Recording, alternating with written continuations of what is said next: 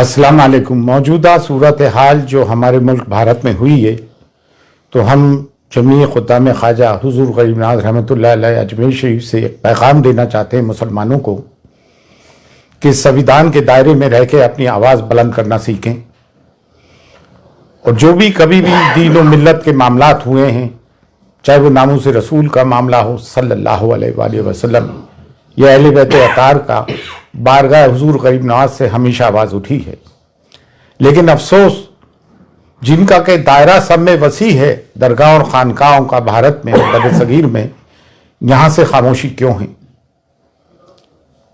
निकल कर खानकाहों से अदा कर रस्म शब्बीरी।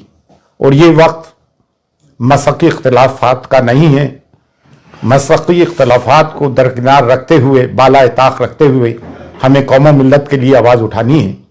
बेशक हम इस चीज़ की सख्त मजम्मत करते हैं जो महरौली शरीफ में बाबा कुतुबुद्दीन बख्तियार खाकी रहमतुल्लाह अलैह के कुर्ब जवाहर में जो 700 और 800 साल पुरानी मस्जिद, मदरसा, कब्रस्तान ढाए गए हैं, हम उसकी सख्त मजम्मत करते हैं। ये उस दौर के कब्रस्तान थे जो बाबा कुतुबुद्दीन बख्तियार खाकी जो हुजूर गरीब नवाज के जानशीन हैं, उनके हम असर थे, खुलफा थे और मुरीदीन थे।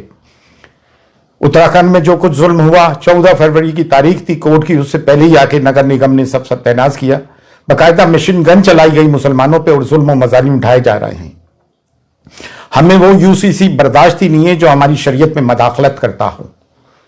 बरेली में जो तौक़ीर रज़ा खान साहब ने आवाज़ उठाई, संविधान के दायरे में रहते हुए जेल भरो आंदोलन का आह्वान किया, जो गांधी जी ने ब्रिटिश पीरियड के वक्त किया था, वो भी एक संविधानिक तरीका है।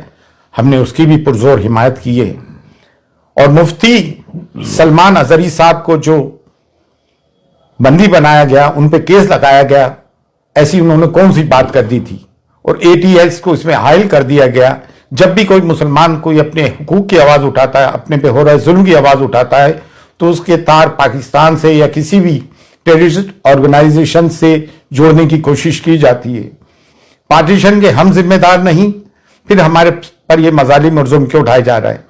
हिंदुस्तान में डाइवर्सिटी है, तमाम फूलों का एक गुलदस्ता है, सिर्फ एक गेंदे का फूल ही क्यों? इसमें चमेली भी है, चंपा भी है, मोगरा भी है, गुलाब भी है, सबको लेके भारत बना है हमारा। संविधान हमें हक देता है। और अब किसी कोई भी नगर निगम का बुलडोजर गैर कानूनी तौर से हमारे घरों को बुलडोज करता है, तो सब के सब मैदान में उतर के आओ और संविधानिक तरीके से अपने लोगों की हिफाजत करें। ये बुलडोजर की राजनीति इन्होंने इसराइल से सीखी है।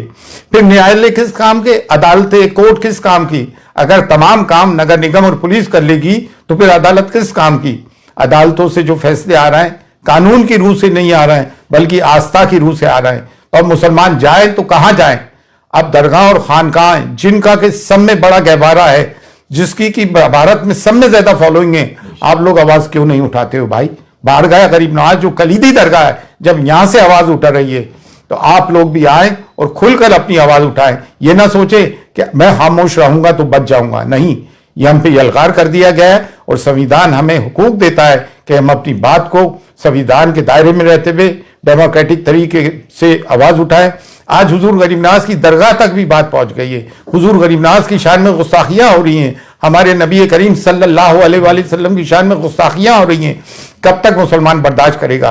और अगर मुसलमानों की इबादत गाहों पे बुलडोजर चलने के बाद भी मुसलमान चुप है, तो इससे बढ़ के मुर्दारी क्या होगी? लेकिन अल्हम्दुलिल्लाह अब मुसलमान जाग गया है, हम सब जाग गए। बारगाह हुजूर गरीब नवाज से भी सदा बुलंद होती आई है और अब पुरजोर बुलंद हो रही है कि उठो और उठ के जुल्म के खिलाफ आवाज उठाओ। अगर अपने आप को हुसैनी कहते हो और जुल्म के खिलाफ आवाज बुलंद नहीं करते हो, तो तुम कैसे हुसैनी हो? मसक़ी इख्तिलाफात अपनी जगह हैं, लेकिन मिल्लत की बुनियाद पर मसक़ी इख्तिलाफात को बाला ताक़ रखो और जो लोग बोल रहे हैं उनकी हिमायत करो।